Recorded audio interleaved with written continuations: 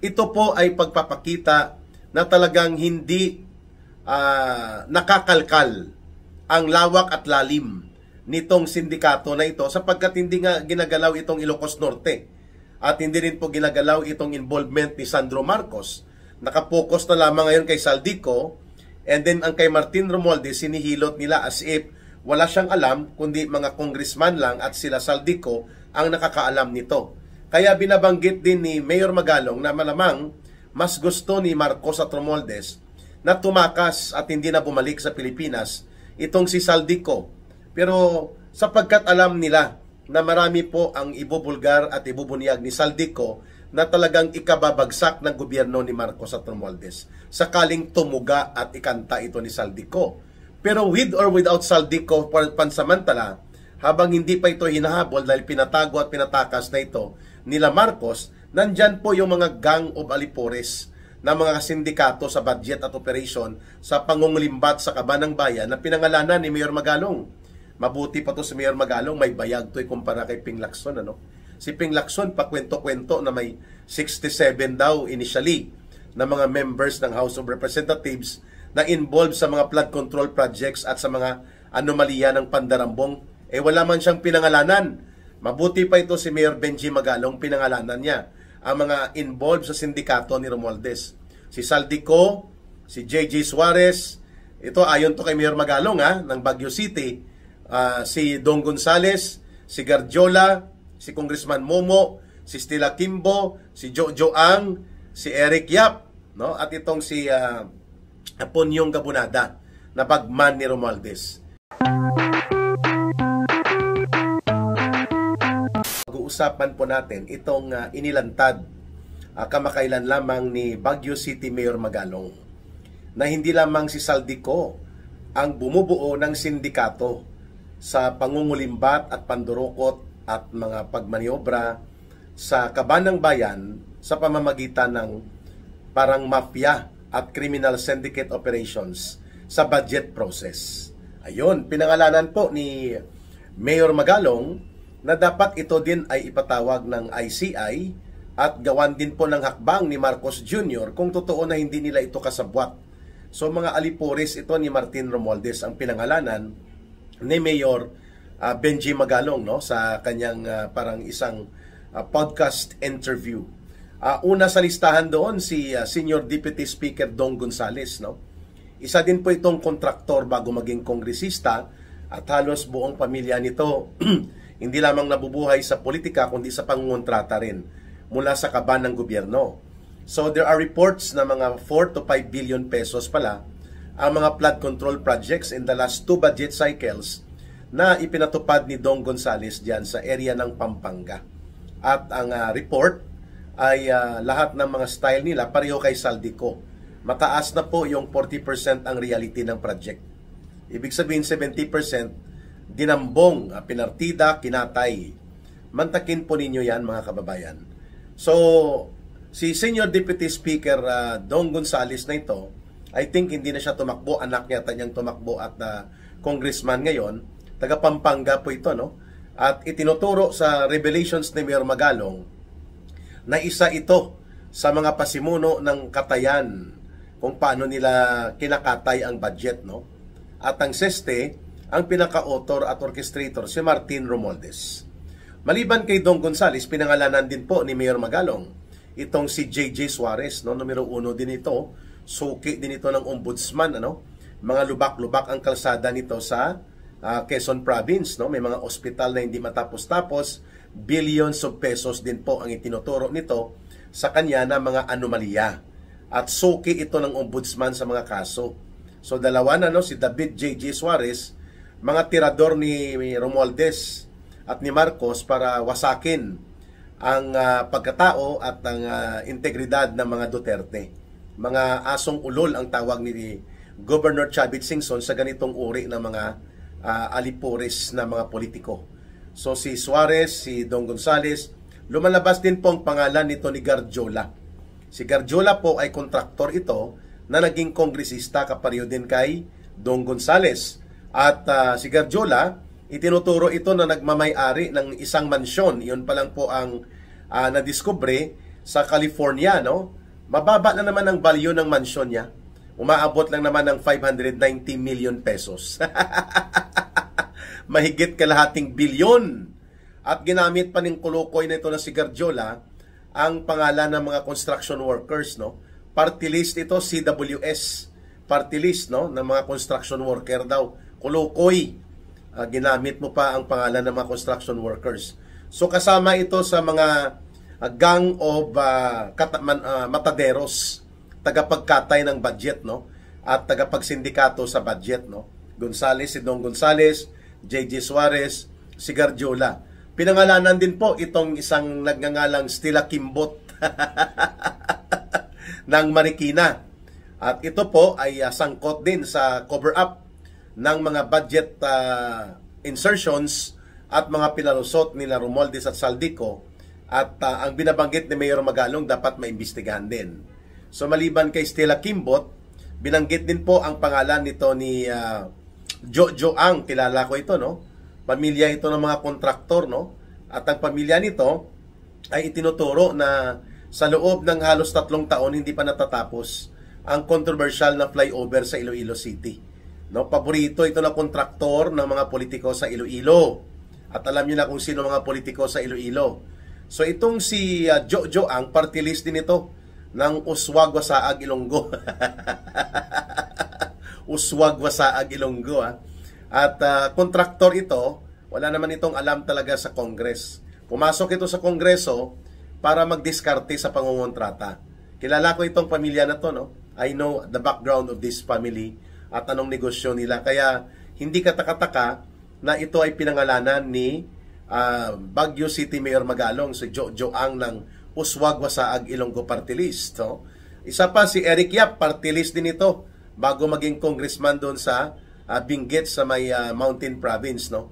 At ito, pinangalanan na ni Pangulong Duterte dati na nagmamaniobra at naghuhukos-pokos ng mga gimmick na mga proyekto at palusot na mga diskarte sa pagsasagawa ng pamimera sa DPWH. Yan ang tinukoy ito ni Pangulong Duterte. Iwan kung bakit nakabalik ito kasi ginamit ito. AXIS ito, party list nila Tulpo. At ito ay nakadeploy bilang caretaker noon sa Benguet at ngayon siya ng congressman doon, hindi man taga Benguet ito. Itong si Eric Yap. May binabanggit pa itong si Mayor Magalong, maliban dito, no? Sino na yon? JJ Suarez ng Quezon Province, Don Gonzales ng Central Luzon, Pampanga, itong si Garjola, itong si Eric Yap, itong si Jojo Ang, itong si Stella Kimbot, at ito pang si Punyong Gabonada, no, na parang bagman daw ni Martin Romualdez, at itinuturo na ito ang nag-aareglo ng mga katayan, pati ang mga pagtaripa ng mga dapat kulimbatin ng mga porsyentuhan. At syempre si Saldico. At lumalabas na ito sila ay hindi po nabibigyang pansin para maimbestigahan, masampahan ng kaso, mapanagot, makulong, maparusahan at mabawian ng mga dinambong na kayamanan. Kaya nga sabi natin, kung may bayag at may tamang kaisipan at may paninindigang tama si Marcos, dapat po inuna ito sila. Ito po ay itinuturo na mismo ng mga contractors na kumuha mismo, no? Ang mga Diskaya couple ay mayroong ledger o logbook ng mga nire-release na pera. At marami po doon mga kongresista at taga DPWH. Subalit nang magmaniobra itong si Ping Lacson at si Itbulaga Senator Tito Soto, bigla pong na-sidestep at biglang hindi na binigyan ng pansin ang revelations at sinumpaang salaysay ng mag-asawang Diskaya. Napunta na doon sa taktikang halo-halo, chapsuy. At ang Diskaya couple din po ang kontraktor ng mga Marcos, lalo na ni Sandro Marcos, sa kanyang mga flood control projects na ang nakita pa lamang initially 1.7 billion pesos. Wash out na walok sa ilog sa Ilocos Norte, walang pinuntahan, wala pang 1 taon, wala na.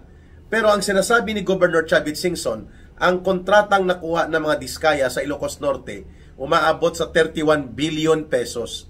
At ano po ang SOP dyan?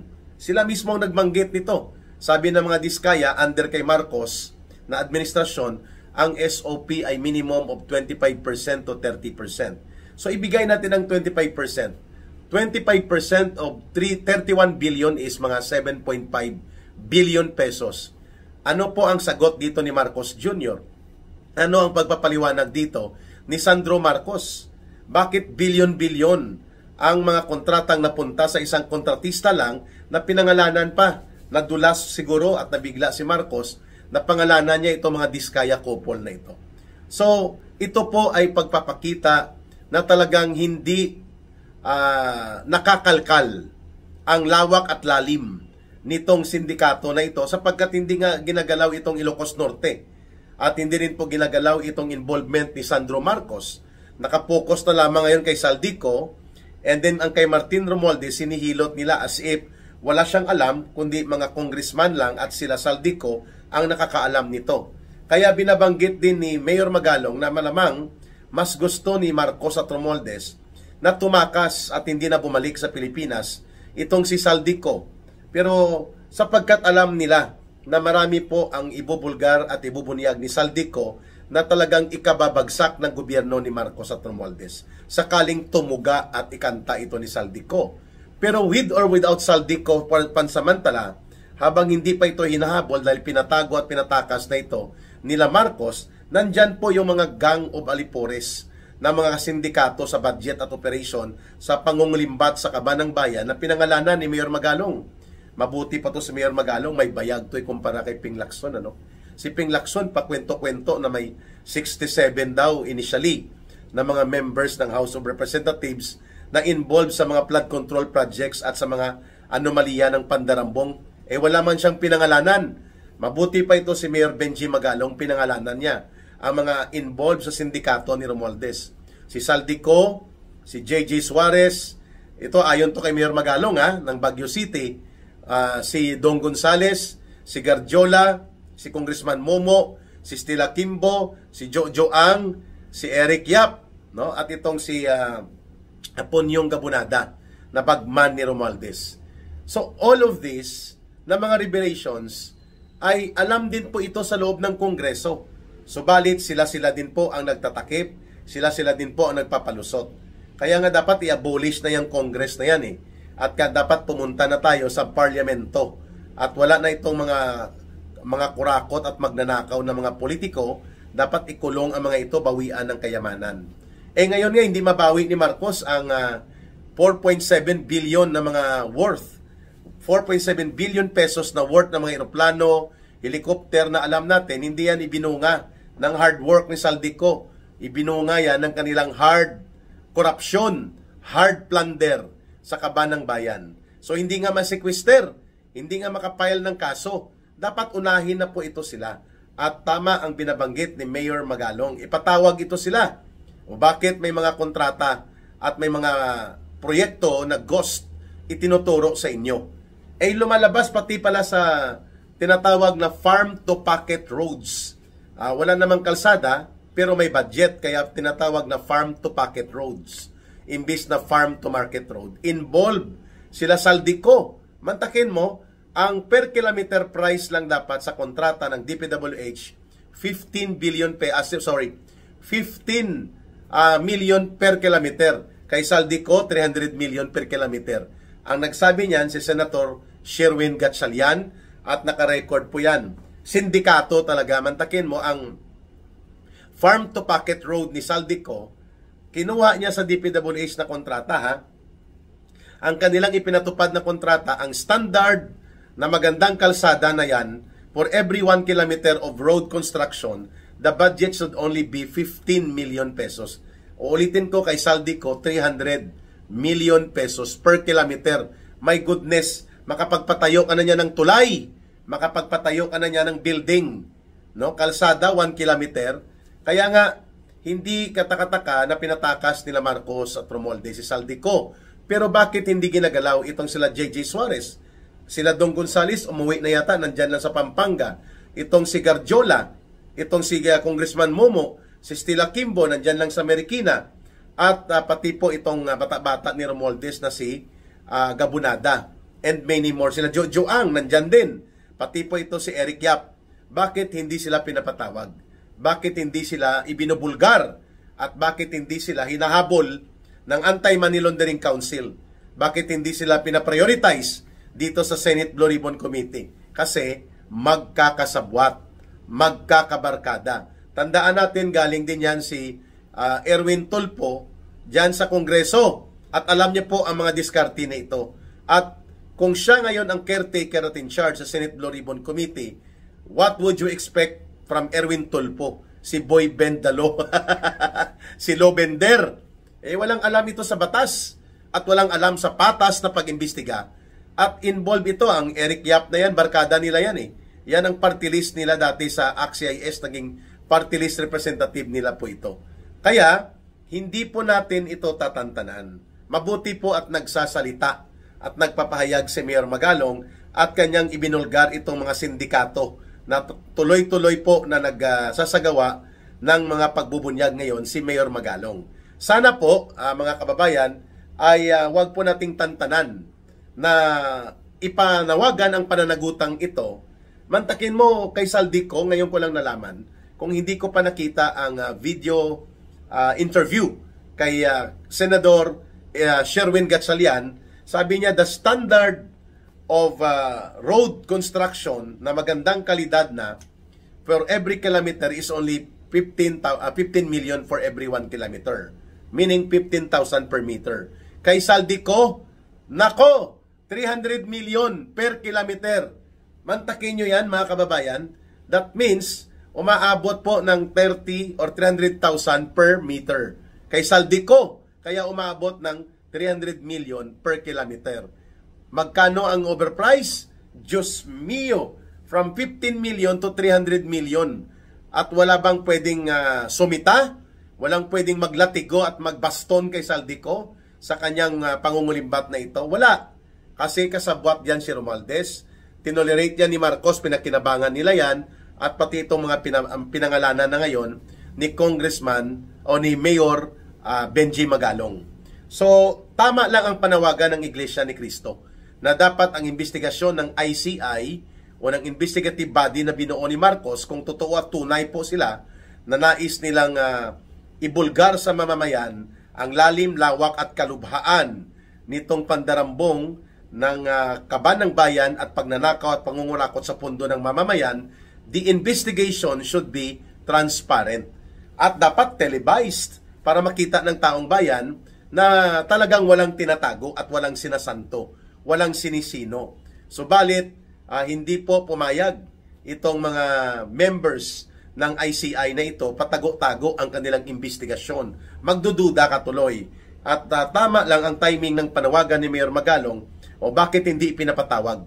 Bakit hindi pinapailalim sa masusing investigasyon si Stella Kimbo, si JJ Suarez, si Don Gonzales, si Gardiola, si Congressman Momo, itong si Gabunada, si Eric Yap, at itong si Jojo Ang. Nako! Jojo Ang.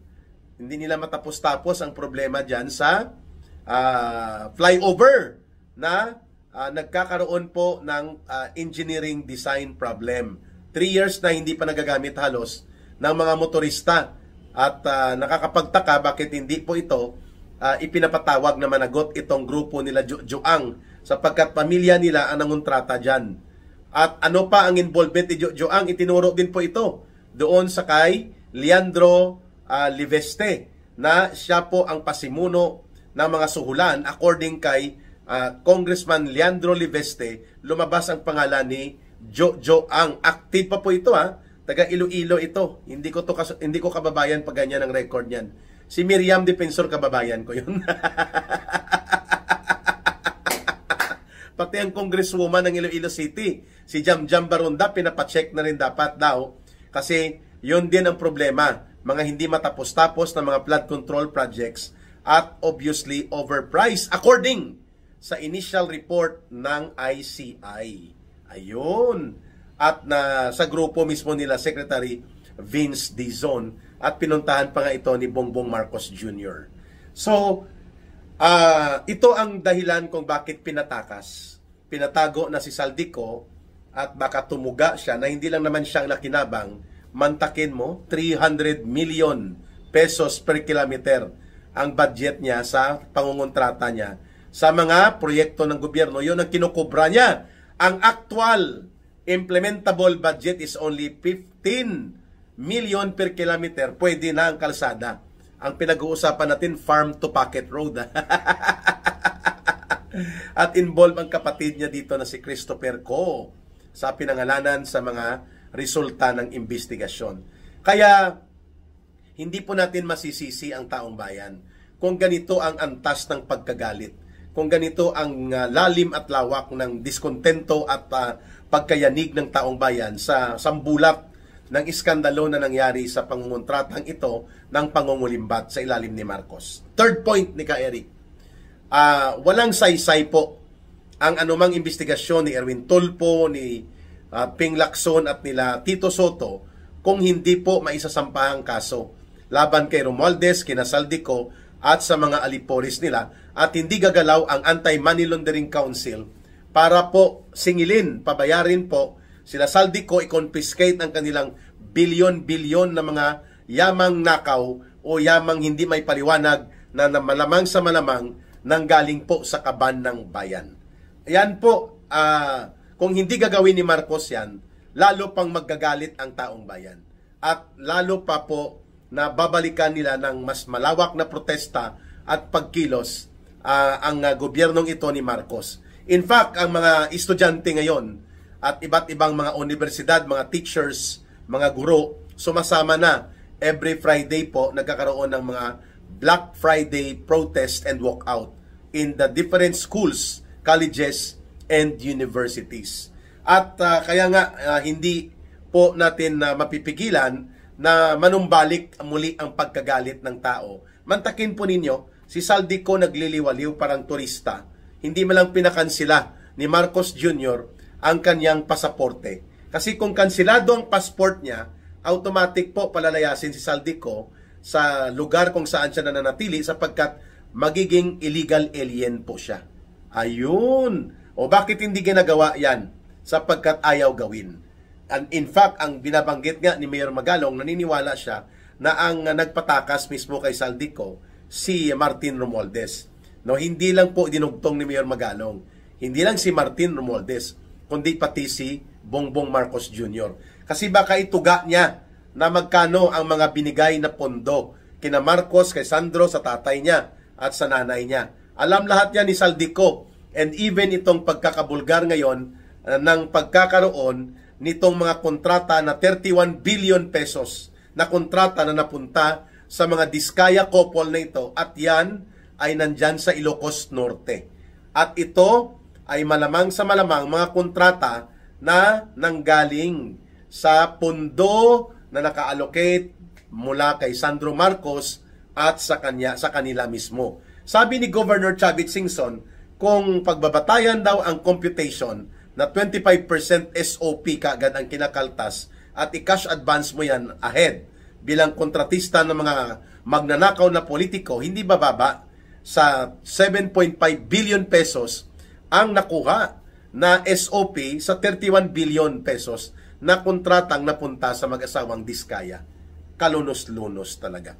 Kawawang bayan. And yet, ito pa, hindi natin naririnig na pinasomon, pinatawag, o kaya nag-undergo ng process of Anti-Money Laundering Council cases to be filed against dito kina Dong Gonzales, kina Saldico, kasama sina JJ Suarez, Eric Yap, itong mga pinangalanan ni Mayor Magalong, like Jojo Ang, Stella Kimbo, si Garjola, at iba pa, no, sila Momo, at kung sino pang mga alipores na nasa inner circle ng mga sindikato sa budget na ginagamit ni Martin Romualdez aside from Saldico. Ayan. Sana po ay mapakinggan ng ICI na gawin nilang transparent. Lantad sa publiko, hayag sa mamamayan, at walang tinatago itong kanilang investigasyon upang ma-restore at magkaroon ng antas ng pagtitiwala kahit papano ang mga mamamayan. Pero syempre, ang delikado dyan kapag pumasok na ang investigasyon sa Ilocos Norte. Tsak, aabutan si Marcos at ang kanyang anak ng investigasyon na paborito pala nilang kontraktor, ang mga Diskaya na lumantad na at nagsabi nakalagbok, nakaledger ang mga milyon-milyon or hundreds of millions or billions na nagastos nila na nanggagaling sa pundo ng bayan, dumadaan sa mga kontraktor at mga DPWH para kulimbatin at nakawin ng mga buaya at buwetre na politiko. Ayan. Kaya tamang-tama po, mamayang gabi, pagbabalik ni Ka Eric, talakayin natin ito ng mas masinsinan, paano po nagaganap ang itong overall operations ng tentacles ng sindikato sa Kongreso na ang namumuno ay si Martin Romualdez, si Saldico at mga aliporis nila na ngayon ay pinangalanan na mismo ni Mayor Benji Magalong ng Baguio City. Ayun! So sa lahat ng gustong tumulong, sumuporta at sumama o magbigay ng sinsirong tulong para po sa ating Ka Eric Celis movement, yung Bangon Sambayanan movement ng taong bayan na nagbibigay tayo ng advocacy, forum, at mga input at organizing, pwede po kayong magpadala ng suporta sa linya na 0916-308-7710. Uulitin po ni Ka Eric, 0916-308-7710. Yan na rin po ang ating GCash line. Under po yan kay Langging o kay Rohilda Celis. Maraming salamat sa inyong pagsubaybay, pagsuporta at pagtulong sa pag-promote ng mga videos natin, panunood nyo, at pati sa mga nagpapadala ng suporta para sa ating advocacy for Bangon Sambayanan People's Movement. We deeply appreciate and we give our thanksgiving of prayer sa inyong kabutihang loob. Again, wala po ang Ka Eric Celis YouTube channel, wala po ang ating Ka Eric Jeff Celis Facebook account na napakarami na ng followers and subscribers kung wala po ang pagsuporta at pagtitiwala ninyo, mga kababayan ko. Magkikita tayo muli alas 9:15 ng gabi sa Balita at Talakayan with Ka Eric live stream, simultaneous sa atin pong live stream sa Facebook, Ka Eric Jeff Celis Facebook account at sa Ka Eric Celis YouTube channel. Mahalin po natin ang bansang Pilipinas. Walang ibang magmamahal nito kundi tayo ring mga Pilipino.